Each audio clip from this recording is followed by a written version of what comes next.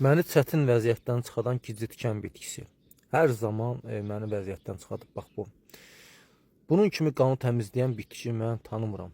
Vallahi ki, dünyada. Bir zaman məndə qanımda iltihab çox idi. HCS 100 idi.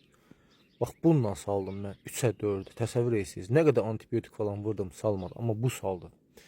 Qurusun çayın kimi dəmliyin için mükəmməl fayda verir. Bir də bir şey aydınlıq gətirim. Bunun yaşın bu dəqiqə məsələn üçün bunu mən yığıb şirəsini çəkib içsəm, bəli, qanımı laxtalandıracaq. Amma bunun qurusun götürüb çay kimi dəmləyəndə içəndə qan laxtalandırmır, mükəmməl fayda verir insan orqanizminə. Allergiyadan əziyyət çəkən insanlar, bax bundan içsin. Saçlar tökülən insanlar bunun suyuna saçlarını yusun.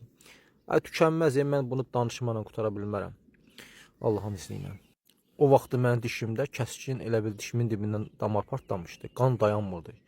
2-3 gün qan dayanmadı. Təsəvvür edin ki, nələr elədim, qan dayanmadı.